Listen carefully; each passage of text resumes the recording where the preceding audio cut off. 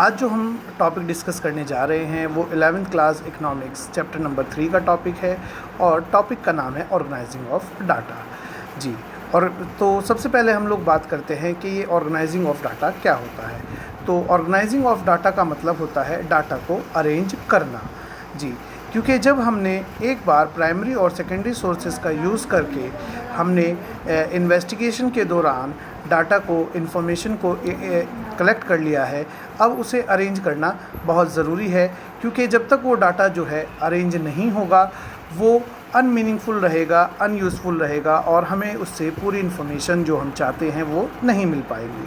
तो इस पूरे प्रोसेस को डाटा के अरेंज करने के प्रोसेस को हम लोग क्लासिफिकेशन ऑफ डाटा भी कहते हैं। जी, तो अब मैं आपको बताता हूँ कि क्लासिफिकेशन ऑफ डाटा क्या होता है और ये कैसे किया जाता है और इसे करने के क्या ऑब्जेक्टिव होते हैं। क्लासिफिकेशन ऑफ डाटा का मतलब होता है डाटा को एक इन्वेस्टिगेटर या जिस पर्पज़ के लिए इन्वेस्टिगेशन की गई है उस पर्पज़ के हिसाब से अलग अलग ग्रुप में या कुछ बेसिस के हिसाब से डिवाइड करना ही क्लासिफिकेशन कहा जाता है। जब डाटा क्लासिफाइड हो जाता है तो उससे एक प्रॉपर इन्फॉर्मेशन जो कि इन्वेस्टिगेशन का ऑब्जेक्टिव थी वो निकलकर सामने आती है और वो एक रॉ डाटा से एक मीनिंगफुल इन्फॉर्मेशन बन जाता है, जो कि किसी भी डाटा को कलेक्ट करने का मेन ऑब्जेक्टिव होता है।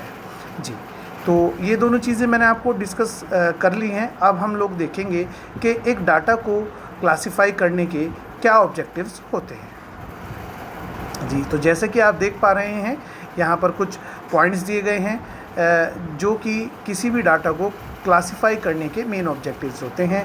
तो अब हम लोग इन्हें डिस्कस करते हैं। पहला जो इन्होंने ऑब्जेक्टिव बताया है वो है सिंप्लीकेशन एंड ब्रीफनेस, यानी कि अगर हम जब किसी डाटा को क्लासिफाई कर लेते हैं तो उससे जो इन्फॉर्मेशन होती है, एक तो वो इन्फॉर्मेशन सिंपल हो जाती है यानी कि इजी टू अंडरस्टैंड हो जाती है, और ब्रीफ हो जाती है यानी कि हम पूरे डाटा को एनालिसिस करने की ज़रूरत नहीं रहती है, हम ब्रीफ में ही उस डाटा से इन्फॉर्मेशन जो है वो ले सकते हैं। जी, तो ये पहला ऑब्जेक्टिव होता है किसी भी डाटा को क्लासिफाई करने का। अब देखते हैं दूसरा यूटिलिटी, यानी कि जिस पर्पज़ के लिए, यूटिलिटी का मतलब होता है जिस पर्पज़ के लिए हमने इन्वेस्टिगेशन की थी, अब उस डाटा को उस पर्पज़ के हिसाब से, उस यूज़ के हिसाब से हम क्लासिफाई कर लेते हैं और अपना जो पर्पज़ होता है उसे फुलफ़िल कर लेते हैं। तो ये किसी भी डाटा को कलेक्ट करने का दूसरा ऑब्जेक्टिव था। अब जो इसका तीसरा ऑब्जेक्टिव है वो मैं डिफ़ाइन कर देता हूँ। तीसरा जो ऑब्जेक्टिव है वो होता है डिस्टिंक्टिवनेस, यानी कि जो डाटा है वो अलग अलग हो जाना चाहिए और अलग अलग होने पर ही हमें ये पता चल सकेगा कि कौन सी इन्फॉर्मेशन जो है वो किस लिए कलेक्ट की गई थी। जैसे कि हम बात करते हैं कि अगर मैंने एक फैमिली की कुछ एस्पेक्ट्स को इन्वेस्टिगेशन के दौरान इकट्ठा किया है और उस इन्फॉर्मेशन को जब तक मैं अलग अलग नहीं करूँगा तो वो जो सारी इन्फॉर्मेशन है वो एक साथ मिली रहेगी और मैं कोई भी जानकारी नहीं जान पाऊँगा। जैसे कि मैंने इन्वेस्टिगेशन के दौरान इन्फॉर्मेशन कलेक्ट की थी एक फैमिली से कि उस फैमिली में कितने मेंबर हैं, कितने लोग पढ़े लिखे हैं, कितने लोग अनपढ़ हैं, कितने लोग जॉब करते हैं या कितने लोग बिज़नेस करते हैं।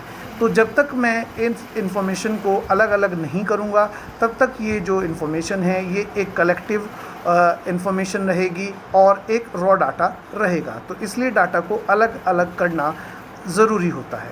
जी, नेक्स्ट जो इसकी ऑब्जेक्टिव होती है वो होती है कंपेरेबिलिटी। कंपेरेबिलिटी का मतलब है कि हम जो भी इन्वेस्टिगेशन के दौरान हमने डाटा कलेक्ट किया है with the help of different items और डिफरेंट मेथड, उसे हम एक दूसरे से कंपेयर कर सकें, इसलिए भी डाटा को क्लासिफाई करना ज़रूरी होता है। तो ये इसके 4 ऑब्जेक्टिव्स मैंने आपके सामने डिफ़ाइन कर दिए हैं। पांचवा ऑब्जेक्टिव है साइंटिफिक अरेंजमेंट, यानी कि जो डाटा को अरेंज किया जाए वो साइंटिफिक टेक्निक से किया जाए, यानी कि उसको क्लासिफाई करने के जो बेसिस लिए जाएं वो साइंटिफिक होने चाहिए, जिससे कि डाटा जो है और मीनिंगफुल बन जाए और रिलायबल हो जाए यूज़ करने के लिए। जी, अब जो लास्ट और फाइनल ऑब्जेक्टिव है किसी भी डाटा को क्लासिफाई करने का वो है एट्रैक्टिव और इफ़ेक्टिव, यानी कि जब किसी डाटा को क्लासिफाई कर दिया जाता है तो वो बहुत पहले के मुकाबले अट्रैक्टिव हो जाता है और इफ़ेक्टिव हो जाता है, यानी कि उसमें से इजीली कोई भी इंफॉर्मेशन जो है जो उस डाटा में अवेलेबल है वो ली जा सकती है। तो इस तरह से मैंने आपके सामने डिफ़ाइन कर दिया है कि एक डाटा को क्लासिफाई करने के क्या क्या ऑब्जेक्टिव्स होते हैं या एक डाटा क्यों क्लासिफाई किया जाता है। अब जो हम लोग नेक्स्ट देखेंगे वो है बेसिस ऑफ क्लासिफिकेशन, यानी कि डाटा को किन किन बेसिस पे क्लासिफाई किया जाता है। जी, तो अब हम लोग जानेंगे कि बेसिस ऑफ क्लासिफिकेशन क्या होता है, यानी कि डाटा को किन बेसिस पे क्लासिफाई किया जाता है बेसिकली। तो जैसे कि आप देख पा रहे हैं यहाँ पर पहला जो क्लासिफिकेशन है वो है ज्योग्राफिकल क्लासिफिकेशन, यानी कि जब किसी भी चीज़ का क्लासिफिकेशन उसकी लोकेशंस के बेसिस पर किया जाए तो वो जो क्लासिफिकेशन होता है वो कहलाता है ज्योग्राफिकल क्लासिफिकेशन। जैसे हम बात करते हैं इंडिया की, तो इंडिया को डायरेक्शन के बेसिस पर या स्टेट के बेसिस पर डिवाइड किया जाता है बाय द फर्म्स जो कि मार्केटिंग या सेलिंग्स का काम करती हैं। वो जितने भी जो स्टेट्स हैं जो नॉर्थ टेरिटरी में आते हैं उन्हें एक टेरिटरी बोलते हैं, जो ईस्ट में आते हैं उन्हें एक टेरिटरी बोलते हैं, और जो साउथ और वेस्ट में आते हैं उन्हें एक एक टेरिटरी का नाम दे देते हैं। इस तरह से वो पूरी कंट्री को या पूरे स्टेट को 4 डायरेक्शन या 4 लोकेशंस में बांट देते हैं, ईस्ट, वेस्ट, नॉर्थ, साउथ। तो ये इस तरह का जो क्लासिफिकेशन होता है किसी भी एरिया का वो ज्योग्राफिकल क्लासिफिकेशन कहलाता है। जी, नेक्स्ट हम लोग देखते हैं क्रोनोलॉजिकल क्लासिफिकेशन। जब किसी भी चीज़ को टाइम के बेसिस पर क्लासिफाई किया जाता है तो वो क्लासिफिकेशन जो है क्रोनोलॉजिकल क्लासिफिकेशन कहा जाता है। जैसे कि एक जो फर्म है, अगर उसके हम पिछले 5 साल की आउटपुट की बात करें तो इस तरह का जो क्लासिफिकेशन होता है वो क्लासिफिकेशन क्रोनोलॉजिकल क्लासिफिकेशन कहलाता है।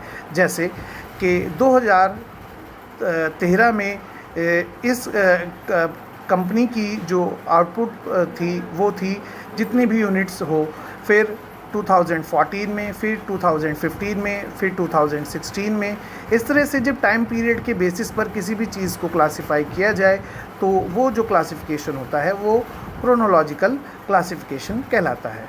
जी, जो तीसरा हमारे सामने है क्लासिफिकेशन का बेसिस वो है क्वालिटेटिव क्लासिफिकेशन, यानी कि जब क्वालिटीज़ के बेसिस पर किसी चीज़ का क्लासिफिकेशन किया जाता है तो वो क्लासिफिकेशन क्वालिटेटिव क्लासिफिकेशन किया जाता है। जैसे कि इंडिया की पॉपुलेशन का क्लासिफिकेशन अगर हम क्वालिटी बेसिस पर करें तो इस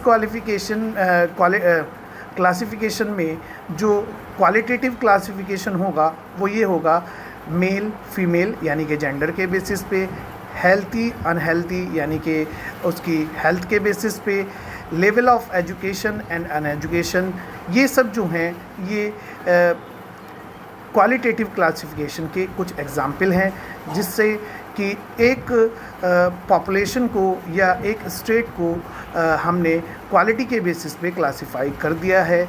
और जो ये क्वालिटेटिव क्लासिफिकेशन होता है ये 2 तरह का होता है, एक सिंपल क्लासिफिकेशन और एक मैनफोर्ड क्लासिफिकेशन। जी, तो इसके अलावा भी एक और क्लासिफिकेशन होता है जिसे हम लोग क्वांटिटेटिव क्वालिफिकेशन कहते हैं या न्यूमेरिकल क्लासिफिकेशन भी कहते हैं। जी, इस क्लासिफिकेशन में डाटा को on the basis of numerical numbers यानी कि उनकी क्वांटिटी के बेसिस पर क्लासिफाइड किया जाता है।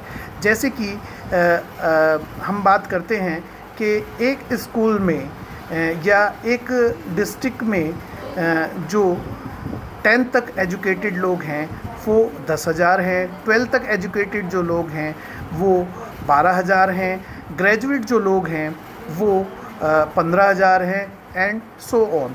तो इस तरह का जो क्लासिफिकेशन होता है वो क्वांटिटेटिव क्लासिफिकेशन कहलाता है।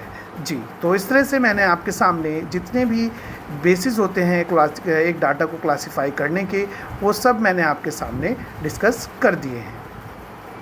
जी, तो इसकी नेक्स्ट वीडियो में